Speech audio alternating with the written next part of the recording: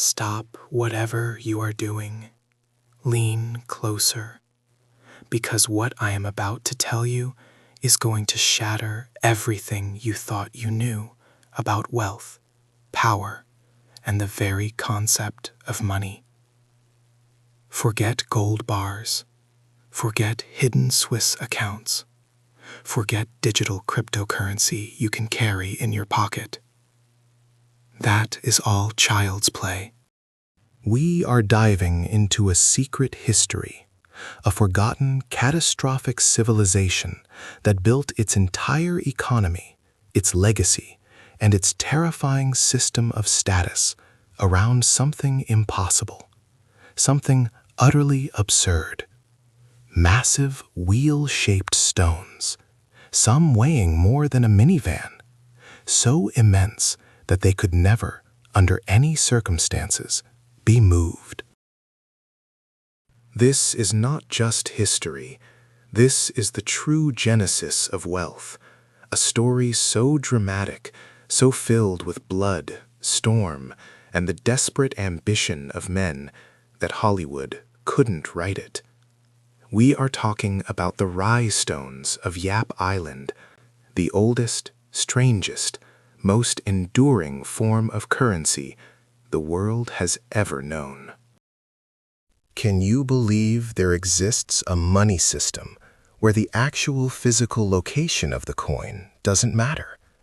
Where a man could sink his entire fortune into the bottom of the Pacific Ocean and still be considered the richest man in the village, because everyone knew the wealth was there? It sounds like a joke. It sounds like a mythical tale told to lull children to sleep. But it was, and in many ways, still is, the foundation of a real, functional society. And the true value of these stones was not the limestone itself, but the sheer, horrifying cost of bringing them home.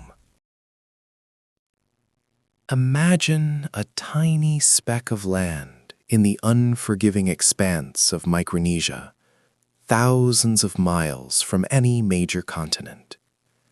This island, Yap, possessed everything necessary for life, except one critical resource: the perfect, glittering limestone needed to forge status.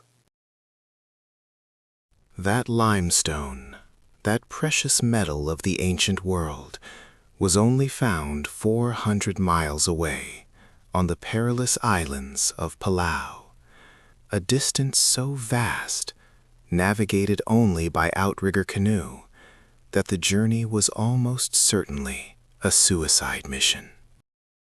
Why endure this terror? The Yapasees knew that if money was easy to acquire, it was easy to devalue. If money could be stolen, society would collapse into chaos. Their solution: make the acquisition of money so terrifyingly difficult, so monumentally hard, that only the bravest, most skilled, and luckiest men could ever achieve it. It was an extreme, Darwinian approach to economics.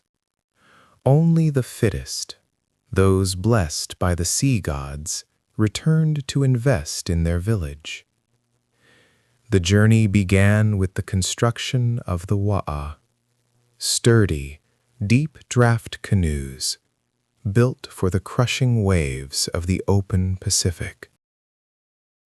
No maps, only the ancient knowledge passed down for centuries, the pattern of the swells, the migration of birds, the silent communication of the stars.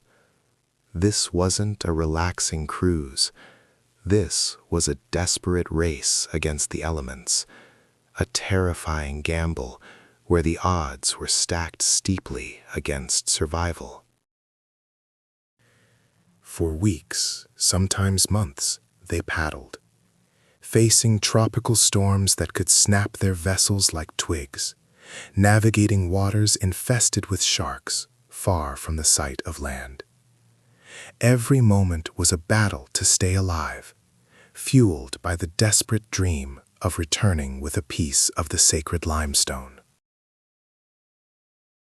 Finally, if they were blessed by the ocean spirits and sheer, brutal luck, they would reach Palau.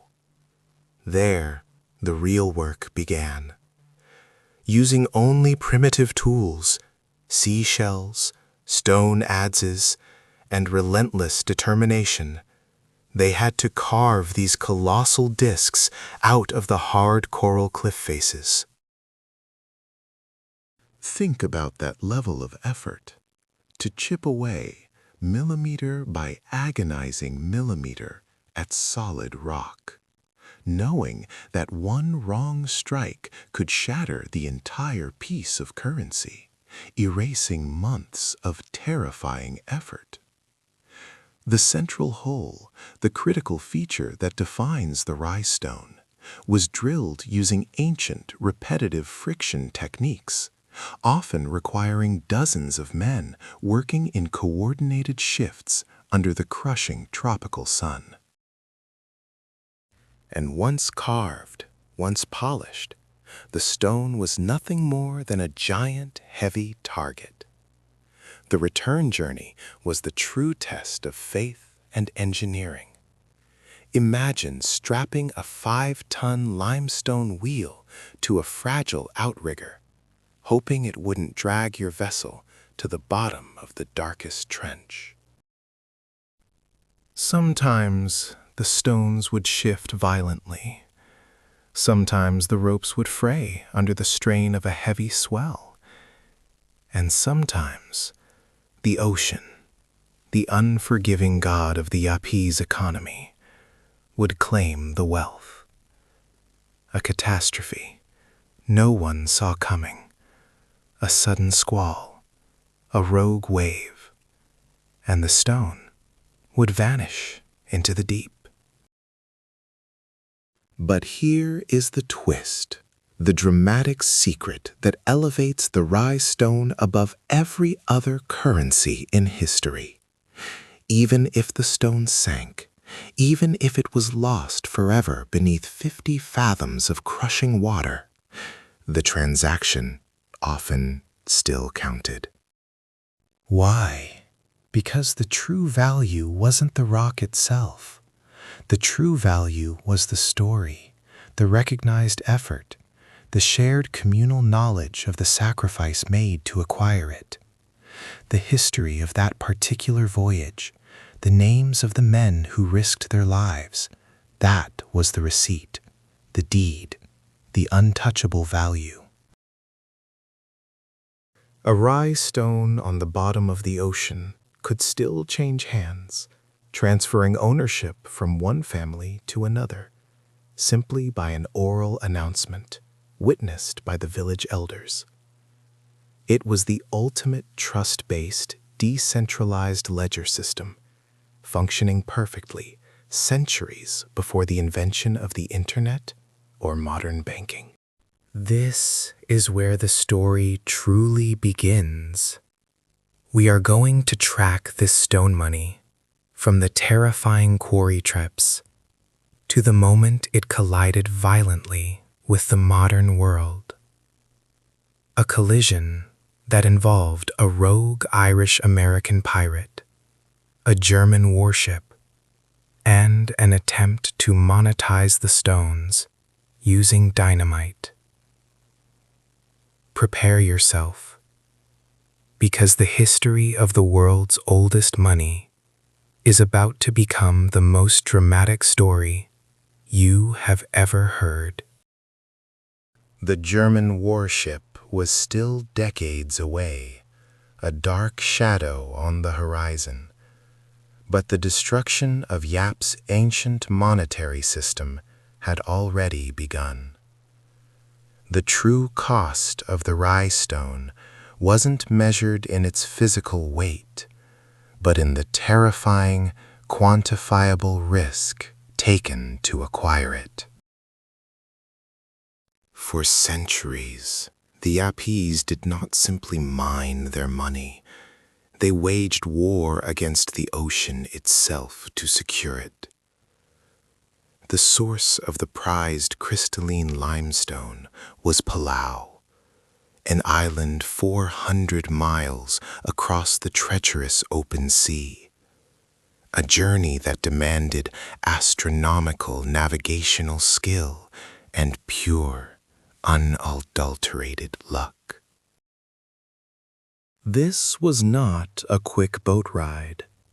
These voyages, powered by sails woven from coconut fiber and hulls lashed together with vine rope, were often death sentences. Imagine setting off into the vast, unknowable Pacific in a fragile canoe, knowing that statistically, a portion of your crew would never see land again. The currency's value was derived from the accumulated narrative of suffering. The men lost to storms, the canoes swallowed by the deep, the successful return heralded as a near-divine miracle. The larger the stone, the more compelling and tragic the story associated with its acquisition, the greater its value in Yapese society. The Yapese didn't just worry about the journey, they worried about the destination. Palau was not an unmanned quarry. They were dealing with hostile tribes who fiercely protected their limestone deposits. Securing the rock often involved tense negotiations, trade-offs, or, brutally, skirmishes that added fresh blood to the stone's history. Once the raw stone was secured, the agonizing process of carving began. Using nothing but fire, shell adzes, and coral tools, men would spend years chipping away at a single desk. The iconic central hole, necessary for threading a carrying pole, was arguably the hardest part, often taking months of painstaking labor to bore through the dense rock. When completed, the logistics of transport were nothing short of nightmarish. These multi-ton discs had to be dragged through dense jungle and loaded onto custom-built, unstable rafts. The return voyage was an act of pure desperation, praying that the sea would spare both the men and the irreplaceable economic asset they were hauling. This system, brutal but perfectly balanced, upheld Yapese society for millennia because the barrier to entry, the immense human cost, was impenetrable. No one could cheat the ocean. Until 1871, when the ocean was cheated, not by magic, but by a single ruthless man armed with greed and technology.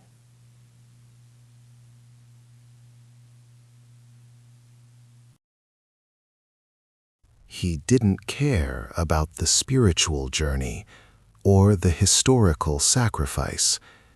He only cared that the Yapese would trade him valuable goods, copra, sea cucumber, and other resources he could sell for enormous profit in the outside world, for one single thing: bigger Rai stones. O'Keefe quickly secured a derelict trading schooner, the Pezan, and established a stone-cutting operation on Palau. He didn't rely on shell adzes and years of patience. He brought iron tools, explosives, and paid Palauan workers with negligible wages or cheap trinkets. Suddenly, the time required to manufacture a 7-foot stone dropped from years to mere weeks. The sheer volume and size of the stones O'Keefe began importing were unprecedented, including colossal discs easily reaching 12 feet across, sizes previously considered impossible to move. The elders viewed these O'Keefe stones with deep suspicion. They knew the money lacked the mana, the spiritual weight earned through blood and death that defined the traditional currency. Yet, the sheer physical size of the new stones held undeniable sway. His power was absolute, yet volatile. He had introduced the terrifying concept that wealth could be acquired through technological shortcut rather than sacrificial effort, shattering the core moral principle of the Rai stone system. But O'Keefe's reign of monetary chaos was unsustainable. His unchecked capitalist dominion attracted the attention of a far greater, more organized power structure, the German Empire. They were not interested in copra or sea cucumbers. They were interested in colonial administration and political dominance. They viewed O'Keefe as a rogue operator, a necessary nuisance that needed to be eliminated, or failing that, leveraged. This is the precise moment when the two worlds collided. The ancient, narrative-based currency system of Yap and the cold, geopolitical machinery of the German military. The stage was set for the ultimate test of the Rai stone's unmovable power, a test that would involve a German warship, a defiant island population, and the terrifying promise of dynamite. The year is 1903, and the calm turquoise waters of Yap are suddenly violated by the shadow of steel and smoke. The SMS Cormoran, a sleek German cruiser built for colonial dominance, dropped anchor just offshore, its guns silent, but its intent screaming across the water. This was not a friendly visit. This was the brutal, mechanized hand of modernity coming to grasp the most ancient and absurd currency the world had ever known. The commander, Admiral von Koper, saw the massive limestone discs not as cultural artifacts, but as leverage, a way to force Yap into compliance with his new colonial taxes and labor demands. He laughed at the concept of unmovable money. He saw only rocks, giant, inconveniently placed rocks that needed to be either controlled or destroyed to prove that German authority was the only real currency in this corner of the Pacific. His mission was simple: break the will of the Apis by shattering their wealth. The Apis chiefs stood on the shore, their faces stoic, but their hearts pounding with ancestral terror. They watched as sailors, barking orders in guttural German, began surveying the colossal stones, the Rai, that lined the paths and public squares. Von Kopper's demand was unequivocal and terrifying. Pay the new head tax in the form of forced labor, or he would demonstrate the fleeting nature of their wealth. He wanted obedience, he wanted loyalty, and he wanted the Apis to understand that even their gods could be intimidated by Krupp steel and modern explosives. The smell of black powder mingled with the humid air, a scent foreign and terrifying to the islanders who had never needed anything more explosive than a falling coconut.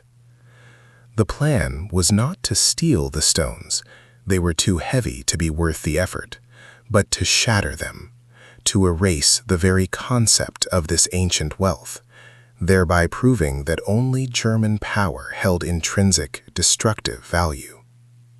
The world watched, unknowingly, as the two most diametrically opposed financial systems in history prepared for a violent collision. A hush fell over the entire island. Sailors drilled into the side of the largest, most revered Rai stone, a colossal disk nearly 12 feet across, a behemoth named Moonlight. This stone represented the accumulated effort of 3 generations of master carvers and daring navigators. Wires were run, fuses were lit, and the German officer gave the sharp, terrifying command: fire. The explosion was instantaneous and deafening, a blinding flash of white light followed by a shockwave that rattled the palm trees and sent birds screaming into the darkening sky. When the smoke cleared, the terrible truth was visible. Moonlight was fractured, broken into 2 unequal, jagged pieces of expensive rubble. The Yapese gasped, expecting the world to end, expecting their entire financial system to crumble into dust, just as the stone had crumbled under the force of the blast. But then, a strange, profound realization dawned, followed by a quiet wave of murmuring. The lead elder, Rule Goth, stepped forward through the dust, his robes blackened by the powder. He looked at the shattered remnants of the stone that had represented centuries of societal trust. He looked at the triumphant, smirking Admiral von Copper. And then Rule Goth smiled. It was a slow, terrifying smile that confused the German officer utterly. Rule Goth simply stated, loudly enough for the entire village to hear, "The stone is broken, but the value remains. Everyone knows who owned it, and everyone knows that the Kaiser now owns the 2 pieces in their place." The Germans had successfully destroyed the physical artifact, yet they had failed completely to destroy the currency itself.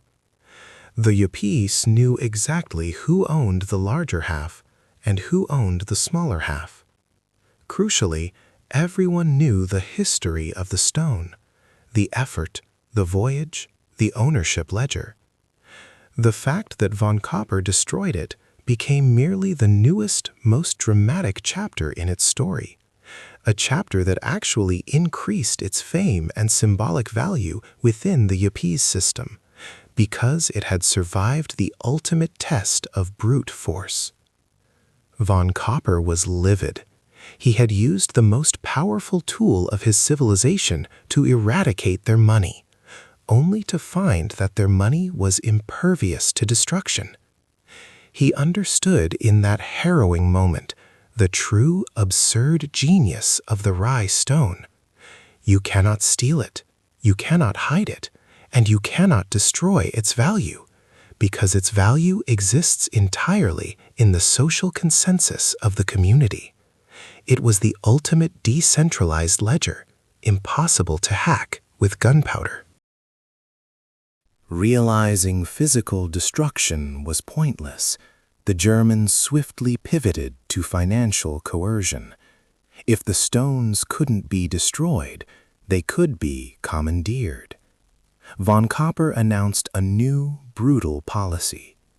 Any islander who failed to pay the head tax immediately would have their largest, most valuable Rai stone confiscated by the German government.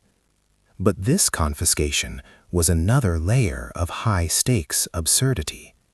How do you confiscate something you cannot move? The Germans didn't bother trying to ship them out. Instead, They took a large hammer and a bucket of black paint and violently marked the face of the most valuable stones. They painted a massive black Maltese cross, the terrifying symbol of the German Empire, onto the surface. These marked stones were now officially owned by the Kaiser, reserved for public works like building roads and docks. The Yapese were forced to build roads and infrastructure, essentially paying their taxes with back-breaking labor, all the while knowing that the massive Rai stones, the physical manifestation of their payment, lay motionless in the jungle, now bearing the humiliating mark of their new industrial overlords. The stones were still unmovable, but their ownership had shifted, and the German plan to exploit this absurd currency was now fully operational. The silent war over the world's most impossible money had begun in earnest, a war waged not with ships and steel, but with black paint and collective memory.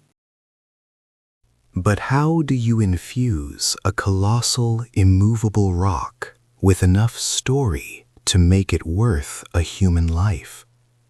The answer was simple, brutal, and terrifying. You write the story in blood, sweat, and the imaginable agony of the journey itself. The journey from Yap to the Palau Islands, the only place on Earth where the sacred crystalline limestone could be quarried, was not a simple trade route. It was a 250-mile aquatic suicide mission, performed in outrigger canoes barely fit for a fishing trip, across a savage, unpredictable expanse of the Pacific. Imagine the scene: a handful of desperate men, rowing for weeks, using only the stars and the intricate wave patterns known only to the ancient navigators to guide them. There was no rescue. There was no turning back. Failure meant immediate, watery oblivion, swallowed by the endless blue, a sacrifice immediately registered by the entire community back home. They weren't just seeking stone. They were seeking the right to suffer for it. Only the most powerful chiefs, the ones holding the highest social rank and possessing unimaginable leverage, could even commission such a trip. To fund a Rai voyage was the ultimate display of wealth, because it meant you had human capital you were willing to risk and possibly lose forever. Upon arrival in Palau, the danger escalated from natural disaster to man-made peril. Though the Yapese were initially welcomed by the Palauan people for trade, the constant, grueling incursions eventually strained relations. The Yapese were literally stealing a piece of Palau's geological soul, digging deep into the dense jungle mountainsides to find the perfect deposits of aragonite and calcite. They used the most primitive instruments imaginable: giant, sharpened clamshells for chiseling, crude bone adzes, and the raw, blistered muscle of their arms. They had no iron, no steel, nothing that could make the work easy. Every single millimeter carved out of the dense stone was a testament to sheer, unadulterated human willpower stretched past the breaking point. Picture the quarry sites, hot, humid, buzzing with insects, echoing with the scraping sound of shell against rock, a sound like 1,000 teeth grinding away at the history of the earth. These men weren't just mining. They were performing an act of almost religious self-flagellation. knowing that the suffering they endured would be permanently etched into the value of the finished product. A small, perfect Rai could take several months to carve. A massive 10-foot disc, the kind meant to anchor an entire clan's dynasty, could take years. Years spent away from home, battling dysentery, jungle fever, and the ever-present threat of violence from rival islanders who saw the Yapese as unwelcome, resource-draining invaders. This is where the legend of Chief Anagamang explodes into the historical narrative like a volcanic eruption. It was Anagamang, centuries ago, who perfected the art of the Rai stone trade. He wasn't just a leader, he was a strategic genius of suffering. He realized that the stone itself was secondary to the story of its provenance. He codified the rules. The stone must be perfectly circular, the central hole drilled with punishing precision, a feat of engineering that required incredible patience, and most importantly, the entire saga of its acquisition must be memorized and recited perfectly upon its return to Yap. If a stone was quarried easily, without major incident, it held less intrinsic value. The most prized Rai stones were those where half the crew perished in a typhoon, or where a man lost his hand carving the rim, or where the Palauan locals demanded a sacrificial offering before allowing the miners to leave. The scars of the journey were the stone's true price tag. When the surviving, exhausted crew finally loaded the finished, impossible heavy discs onto their frail canoes for the return voyage, they risked everything again. The canoes were now dangerously low in the water, weighted down by 10 tons of solidified wealth, making them vulnerable to the slightest sudden squall. They sailed back into Yapese lagoons, not as conquerors, but as ghost-like figures, sun-scorched and starved, carrying their magnificent, terrible burdens. The moment the stone was dragged onto the beach, the entire community gathered, not just to admire the size, but to hear the harrowing oral history of its birth. The chief would stand beside the massive, newly arrived disc, the moon reflecting off its pale, smooth surface, and narrate the epic. He would detail the exact location of the quarry, the name of every man who died, the ferocity of the storms encountered, and the precise tools used. This recitation was the moment the stone officially acquired its market value. It was an economic system built on certified, institutionalized hardship. The stone was merely the ledger. The ledger's entry was the catalog of human sacrifice. This profound, archaic principle, that value is directly proportional to the visible, acknowledged suffering endured to acquire it, was the bedrock of Yap's immovable economy. And this bedrock would soon be tested by forces far more disruptive than a Pacific typhoon. The arrival of outsiders, men who understood efficiency. And this bedrock would soon be tested by forces far more disruptive than a Pacific typhoon. The arrival of outsiders, men who understood efficiency, metal, and the terrifying concept that wealth could be acquired easily. The silent war was about to get very loud and very, very lethal. The Yapisi were about to meet the man who thought he could hack the oldest money system in the world. A man who believed that if he could just bypass the suffering, he could steal the value without paying the price. His name was O'Keefe, and he was bringing a schooner, gunpowder, and the cold, hard logic of the industrial age. The stage was set for the ultimate collision between the sacred geometry of sacrifice and the profane efficiency of profit.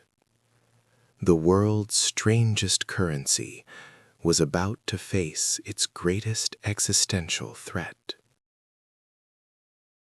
The collision was not theoretical. It was built into the very architecture of the Rai Stones themselves. To truly understand their terror and their worth, we must sail back into the screaming heart of the Pacific, 400 miles across the darkest blue expanse, to the place where these monuments of sacrifice were brutally born, the limestone cliffs of Palau. 400 miles.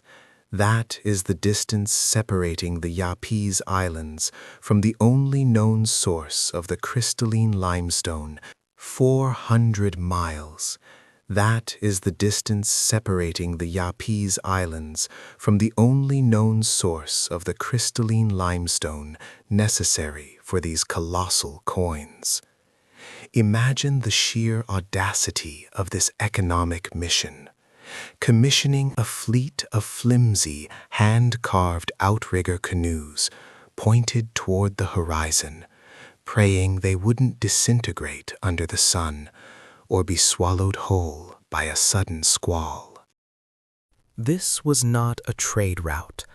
It was a voluntary suicide mission undertaken for the sacred privilege of owning wealth.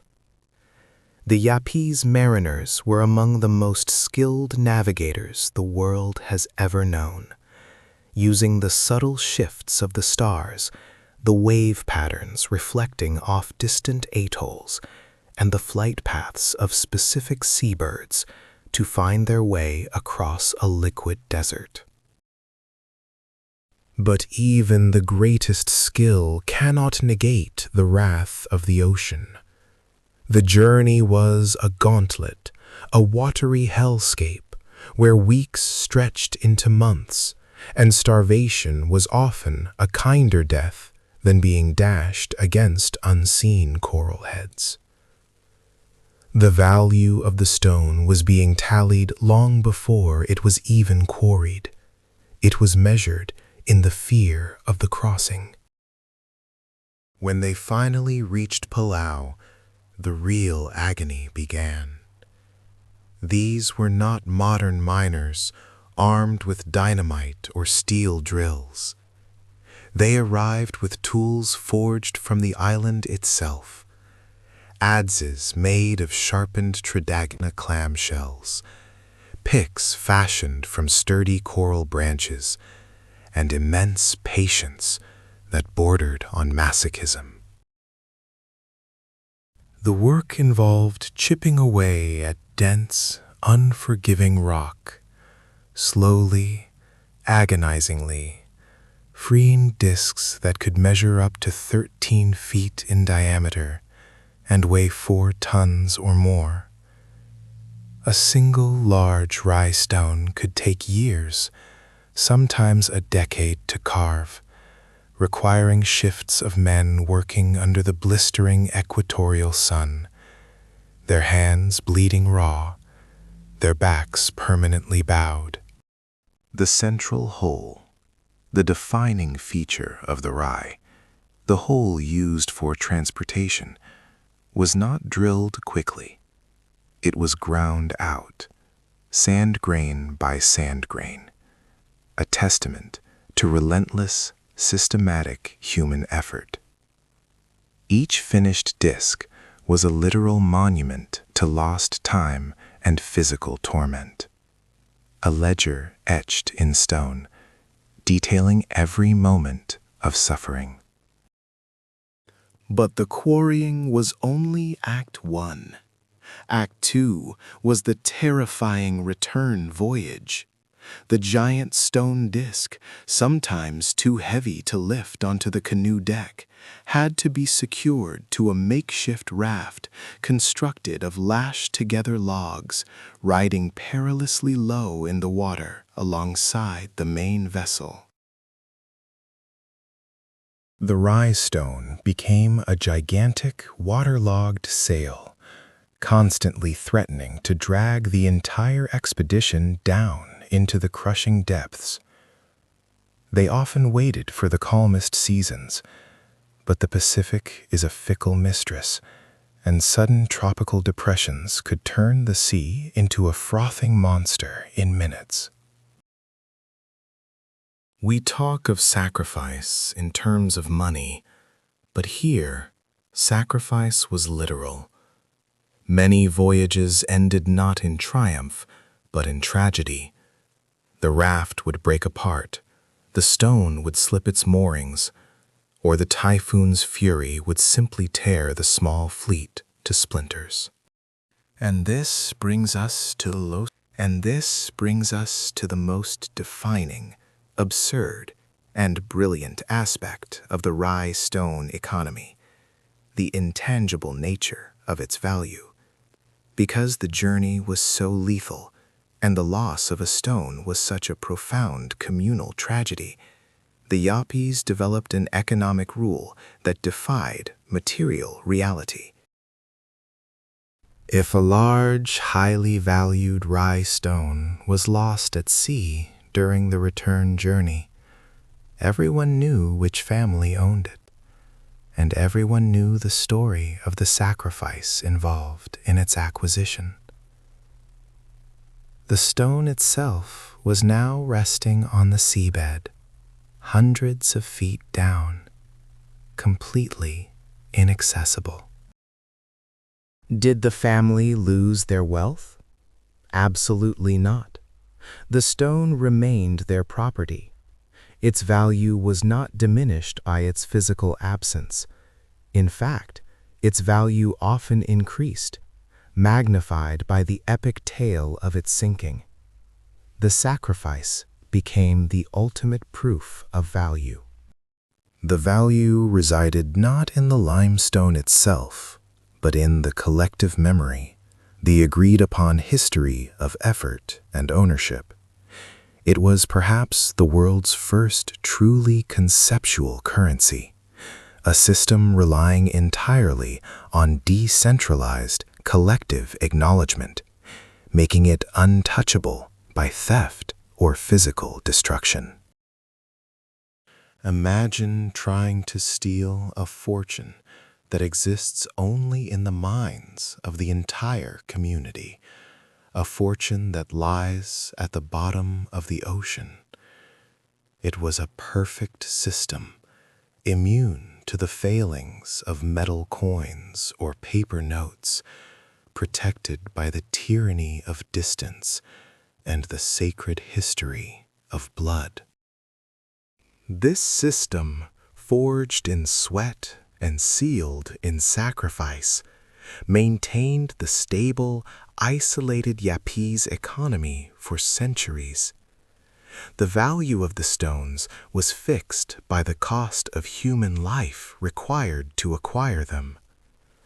Then, in the late 19th century, a single man with a single piece of modern steel machinery arrived, and the entire sacrificial geometry of Yap was about to collapse under the profane weight of efficiency. The world's most stable, effort-based currency was about to be destroyed, not by war or inflation, but by the insidious, terrifying power of the easy shortcut. The gates of disruption were opening, and they were bringing the sound of an engine that had no respect for the suffering of ancient mariners. You must understand, the absurdity of the Rai stone was not just its size, but the terrible, unspoken ledger written in bone and salt water that dictated its worth. This was a currency whose market cap was measured by the number of men who failed to return home. Every single monolithic wheel of carved limestone resting silently in the jungle shade of Yap was a memorial to a voyage so terrifying it defied the very limits of human sanity. A sacred transaction where the price of admission was often life itself. The Yappies did not possess the specific aragonite and calcite formations suitable for these colossal discs on their own island. To find the perfect, pale, durable stone, they had to look 460 kilometers away, across the open, churning, merciless ocean, to the treacherous islands of Palau. This was the mandatory pilgrimage of pain, a voyage undertaken in flimsy outrigger canoes, vessels designed for fishing reefs, not conquering typhoons. They embarked on these 6-day expeditions, armed with nothing more than sheer will and the desperate knowledge that if they succeeded, their clan would ascend the social ladder. But if they failed, the ocean would simply consume their sacrifice without a second thought. Imagine setting sail on the Pacific, knowing that your only return route depends entirely on strapping a newly carved, multi-ton chunk of rock to your tiny wooden boat. Once they reached the Palauan quarries, which themselves were dangerous, often guarded by hostile tribes, the work began. They were not using steel chisels or even iron tools. The mining implements were astonishingly primitive: giant clamshells, sharp coral fragments, and heavy basalt pounders wielded manually against the dense rock face. They spent months, sometimes a full year, living in makeshift camps, enduring the humid brutality of the tropics, hacking inch by agonizing inch into the limestone cliff. The act of quarrying a Rai stone was less an economic activity and more a prolonged, agonizing test of religious devotion, proving the clan's dedication through suffering. The most crucial, defining part of the stone, the large, perfect hole drilled through the center, was the ultimate indicator of this effort. Drilling that central opening with primitive tools was an engineering nightmare that took weeks of relentless circular grinding, ensuring the stone could be carried on a thick pull, usually by 4 to 10 men, once it finally reached Yap. But the return journey was the true crucible. Loading a freshly carved 3-meter stone onto a lashed-together raft, towing it behind a canoe across hundreds of kilometers of open sea, meant facing squalls, currents, and sudden rogue waves. If the stone sank, the men often sank with it, choosing to honor the sacrifice rather than return empty-handed and disgraced. This near-impossible scarcity, this guarantee of human cost, formed the inviolable foundation of Yapese finance. The stones were not valuable because they were pretty. They were valuable because of the verifiable, irrefutable suffering poured into their creation. The value was the biography of the effort. This ancient sacrificial economy functioned perfectly because its rules were immutable. Hardship equals worth. But then the sound of the engine hit the lagoon. The gates of disruption had not just opened. They had been blasted apart by the arrival of one man, David Dean O'Keefe. O'Keefe was an Irish mariner, a man of ruthless capitalist efficiency, who had shipwrecked on Yap in 1871 and quickly saw the outrageous, terrifying inefficiency of their entire economic system. He watched the Yapese suffer and saw not tradition, but a staggering profit margin waiting to be exploited. His mind, wired by the Industrial Revolution, calculated the cost of labor versus the perceived value of the outcome. He realized that a 6-month, life-threatening hand-carving expedition could be reduced to a matter of weeks, perhaps days, with modern steel, black powder, and the mechanical muscle of a schooner. He proposed to use steel axes, iron crowbars, and, most shocking of all, simple gunpowder to blast the limestone free from the Palauan cliffs. He wasn't sailing a canoe. He was sailing a steam-powered schooner. The sheer audacity of this shortcut was an insult to every ancestor lost at sea. When O'Keefe returned from Palau for the first time, not 6 months later, but 6 weeks later, towing a massive, flawless raft carrying a dozen enormous Rai stones, the entire economic structure of Yap screamed in silent, terrified agony.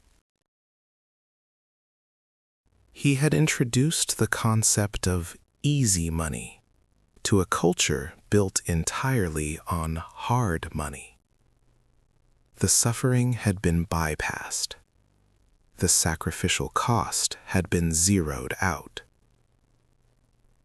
O'Keefe's stones, known infamously as O'Keefe money, were physically indistinguishable from the traditional Rai, but their biography was tainted.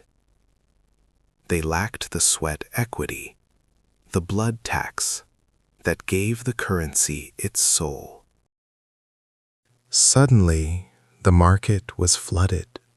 The rarity was gone. The effort was gone. The inherent danger was gone.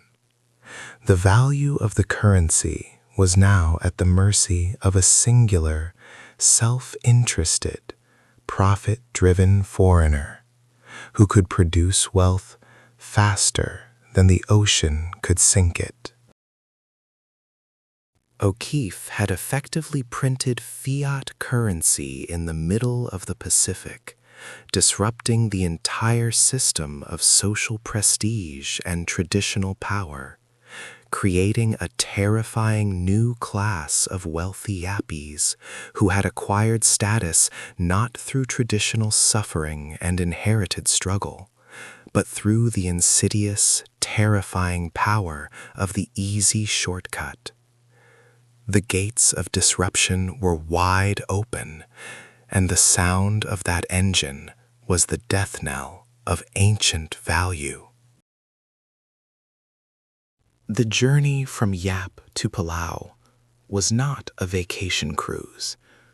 It was a pilgrimage soaked in sea spray and salted with terror. This was the true cost of their currency, measured not in gold or silver, but in the sheer, agonizing probability of never returning home.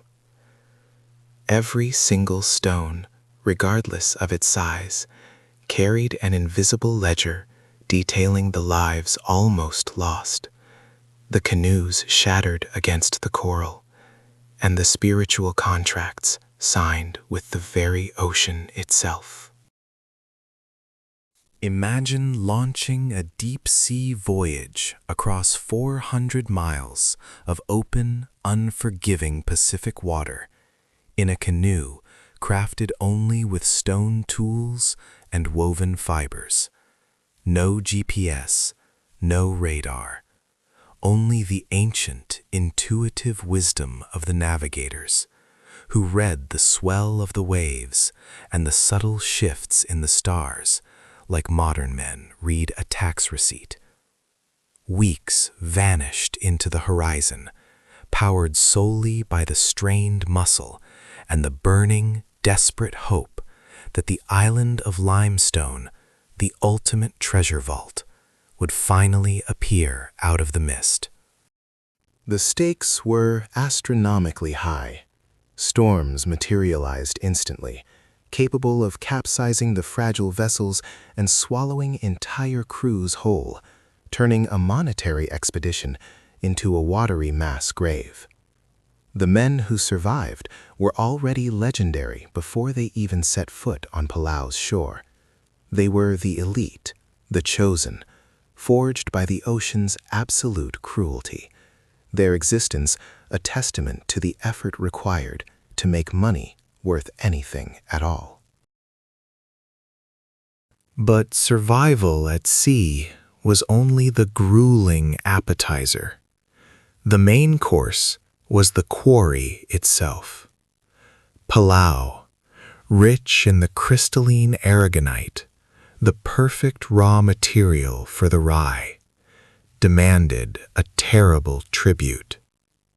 Yapese miners, armed with nothing but primitive adzes, shell tools, and sheer grinding willpower, had to attack solid rock faces, deep within subterranean caves or high up perilous cliffsides, often battling venomous insects and suffocating heat.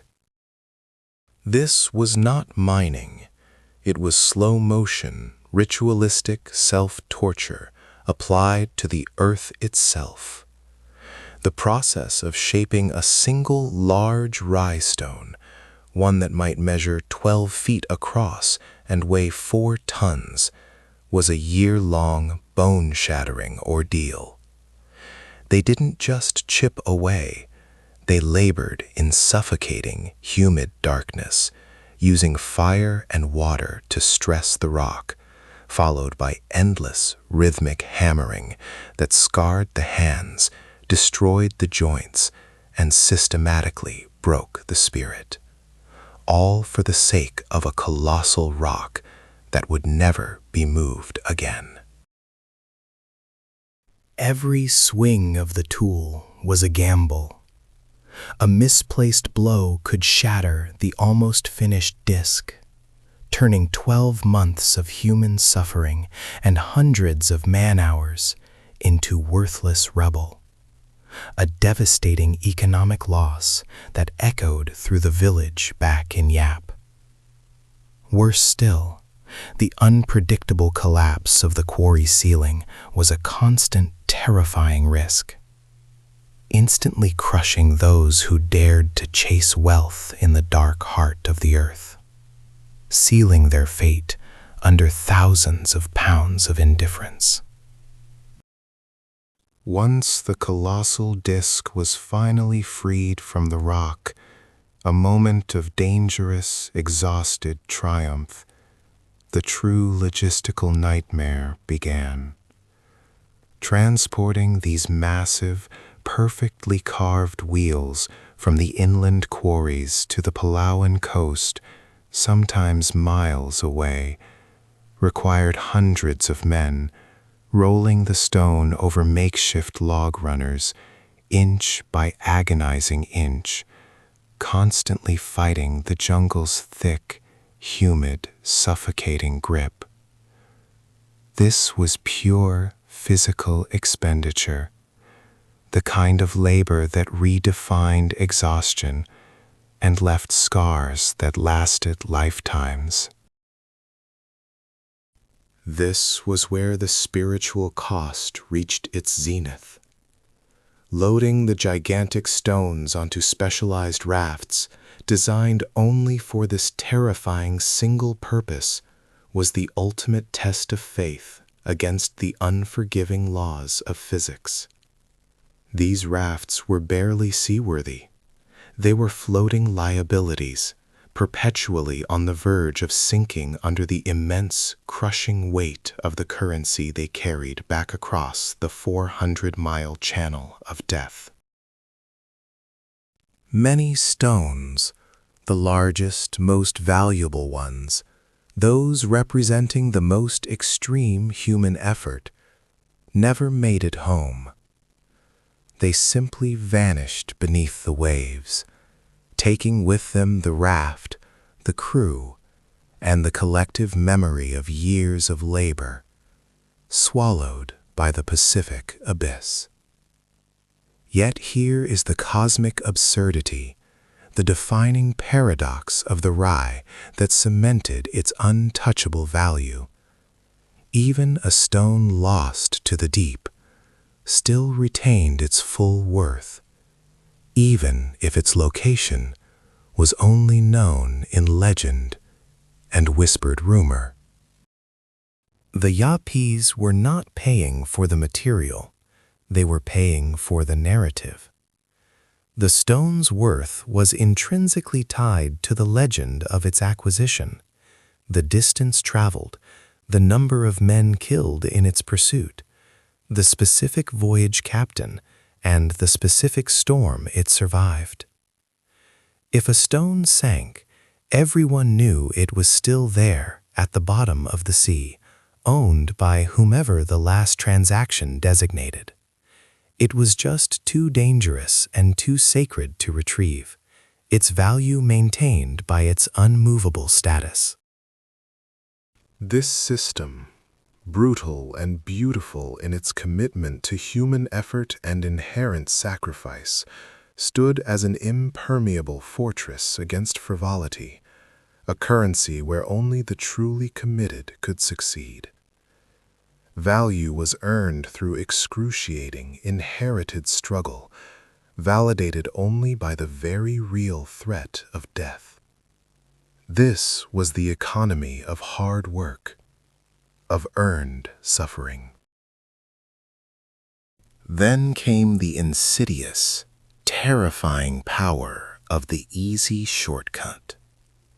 The gates of disruption were wide open, and the sound of that engine was the death knell of ancient value.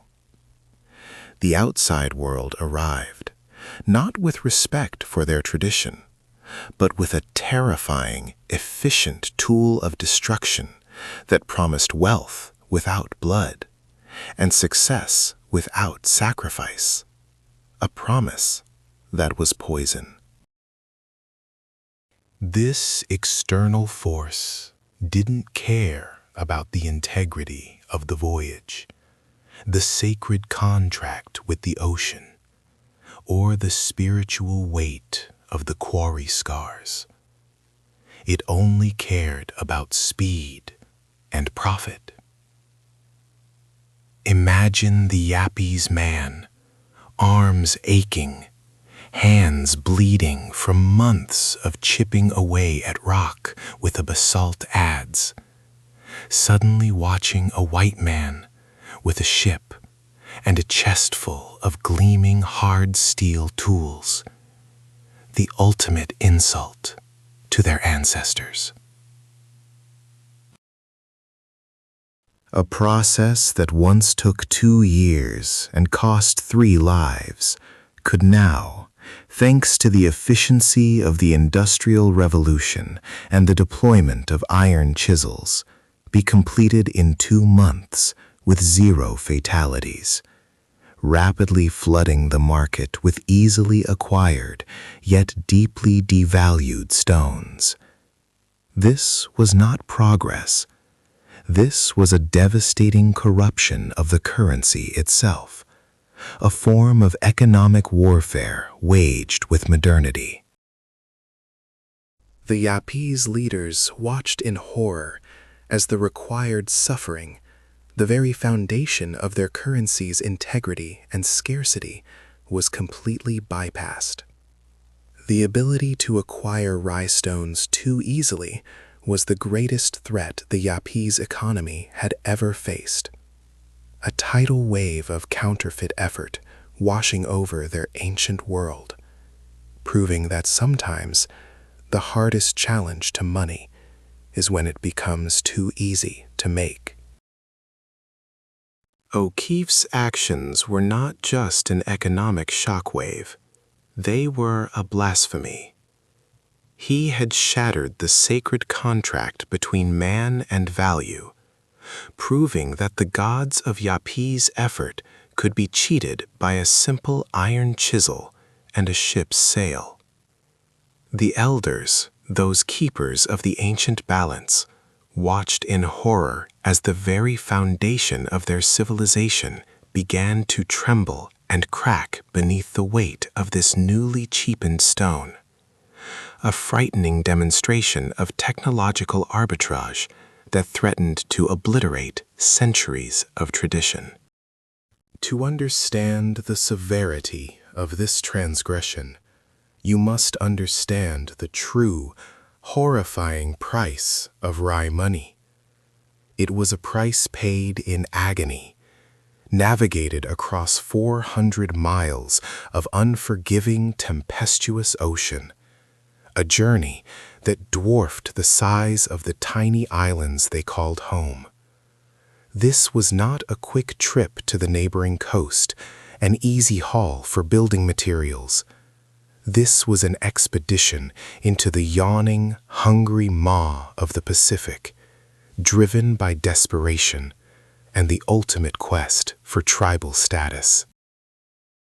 The destination was Palau, the only place in the known world where the perfect limestone, that magnificent, sparkling aragonite, could be found.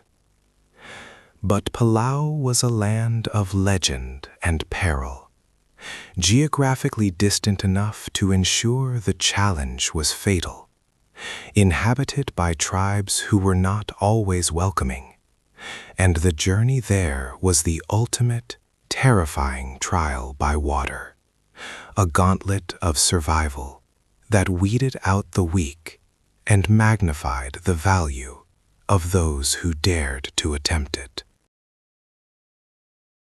Imagine these men sailing in fragile, hand-stitched canoes, guided only by the stars and the ancestral, whispered knowledge of the currents and swells.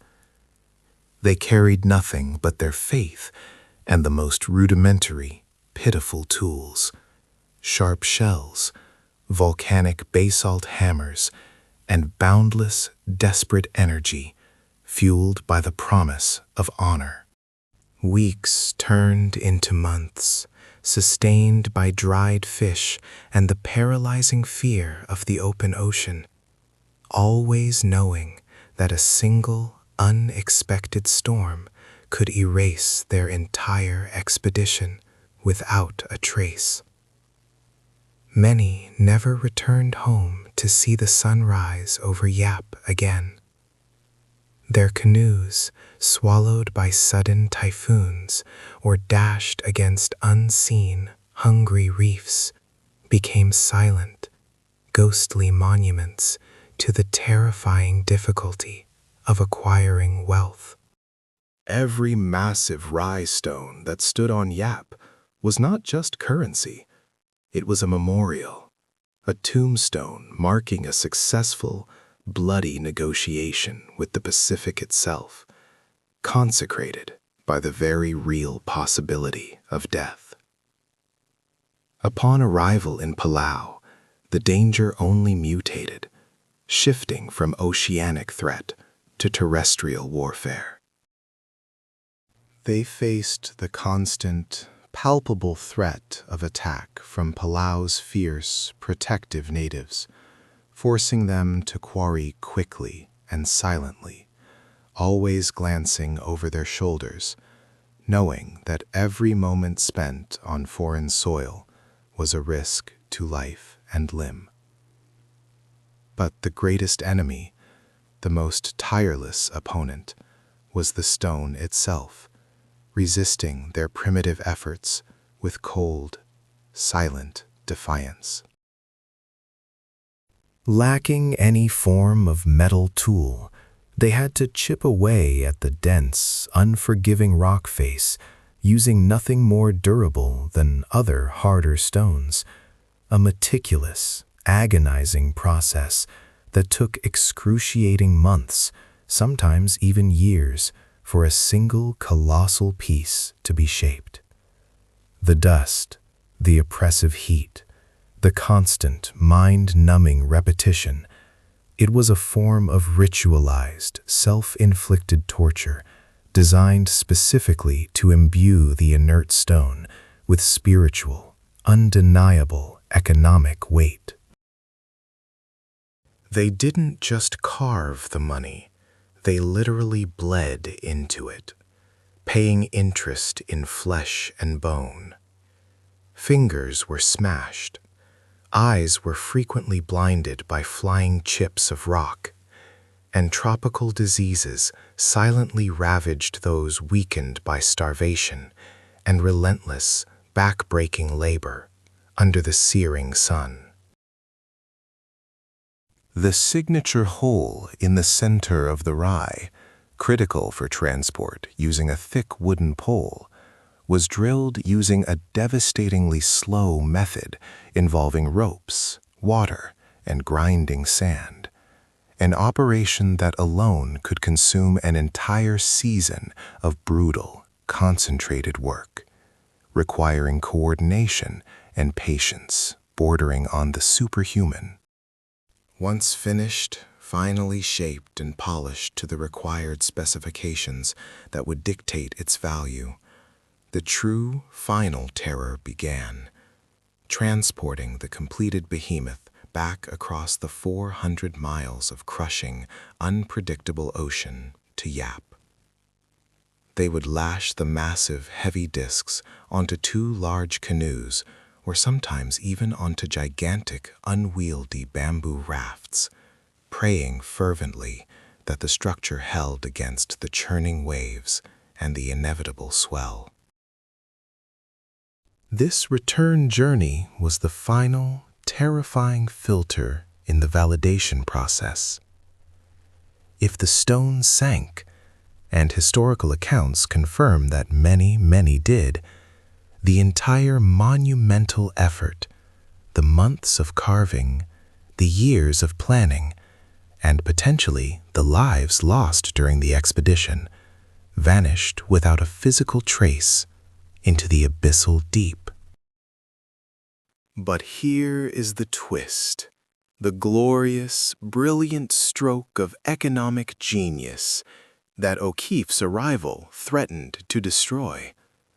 The stone was physically gone, sunken beneath the waves, but the story remained, etched forever into the memory of the Yapese people.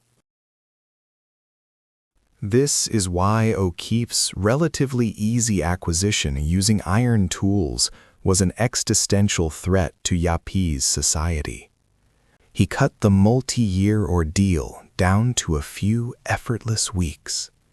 He erased the suffering, nullifying the blood debt that gave the stone its inherent spiritual price. He turned a sacred relic, won through unimaginable human sacrifice, into a mere, easily repeatable commodity, flooding the market with cheap, unearned effort. The Yapeses understood something fundamental that modern paper money economists often forget. The true measurable value of currency is not its material composition, but the verifiable, undeniable difficulty required to acquire it, the story of suffering that backs its existence. O'Keeffe made that verifiable difficulty 0. This monumental, terrifying reality is precisely why the system of ownership evolved into something so uniquely bizarre, so incredibly advanced for its time. The physical location of the coin ultimately didn't matter. If a stone sank in a storm, everyone still knew exactly which clan had suffered the voyage, which brave men's lives had been spent, and therefore which clan still legitimately owned the sunken, invisible wealth. The effort was the money, recorded not in ledgers, but in the collective, powerful memory of the people, an early form of distributed ledger system enforced by reputation and shared sacrifice. You must understand, this entire economy, this bedrock of Yapese society, rested on a foundation of absolute terror. It was not enough to merely possess the stone. You had to prove you were worthy of the suffering required to bring it home. This wasn't mining gold from a safe, dry shaft. This was challenging the Pacific Ocean itself, staring into the abyss where navigational errors meant not just bankruptcy, but drowning and a watery grave. The true source of the calcite, the massive, luminous aragonite found only in Palau, was a harrowing 300-mile death trip by outrigger canoe. Think about that distance. No GPS, no engine, just lashed planks, woven sails, and the ancient, terrifying wisdom of the stars and the swell of the sea beneath them. The Yapese navigators were perhaps the greatest mariners in human history, but even they could not command the typhoons that swept through Micronesia with the destructive force of a vengeful god. A single journey, intended to bring back a disk of status, could easily cost 5, 10, or even 20 lives. The very act of setting sail was a sacrifice, a literal offering of potential life to the economic gods of their island. Imagine the scene: a flotilla of flimsy canoes heavily laden with trade goods, coconuts, shell beads, turmeric dye, setting off toward a horizon that promised either impossible wealth or absolute annihilation. They were paddling into a realm of sharks, sudden squalls that flipped vessels like toys, and the crushing psychological burden of knowing that failure meant their families would never see them again. This was the price tag of currency, not a number printed on a bill, but the sheer, agonizing weight of human effort and mortal risk. Upon reaching Palau, the danger did not cease. It merely changed form. The Yapeses were guests, trading their goods for the right to quarry the precious, sparkling limestone from the Palauan caves, often having to negotiate peace treaties or pay substantial tribute just to secure access to the source. But then came the true ordeal, the carving. They didn't have steel.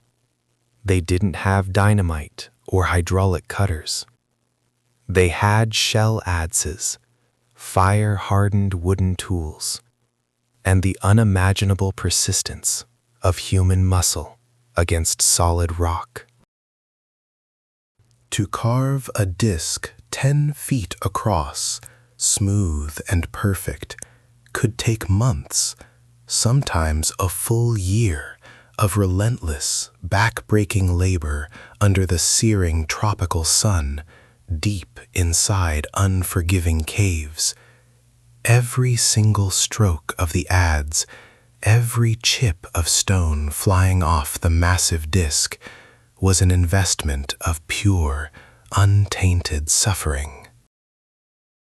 They had to cut a perfect circle, bore a massive hole in the center for the carrying pole, and then polished the surface until it gleamed, a terrifying mirror reflecting the sheer effort required to create it. It was a race against starvation, tropical disease, and the Palauan locals, who, while generally cooperative, were not above skirmishes or charging exorbitant fees for resources. The Yapese teams lived a brutal, monastic existence in Palau, their sole purpose the extraction of this blinding white currency, knowing that the only thing separating them from oblivion was the integrity of their tiny wooden hulls and the mercy of the wind. The size of the Rai stone was directly proportional not just to its diameter, but to the number of lives lost during its acquisition. The larger the stone, the more tragic the history, the higher its value soared on Yap. And then came the moment of truth, the horrific return voyage. Now, instead of empty canoes seeking fortune, they had canoes weighted down, often dangerously so, by the colossal discs of stone.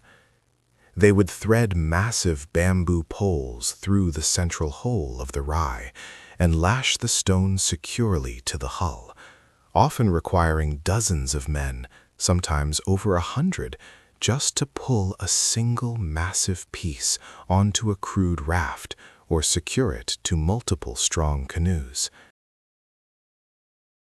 This required perfect coordination and the kind of high-stakes, life-or-death engineering that would make modern sailors shudder.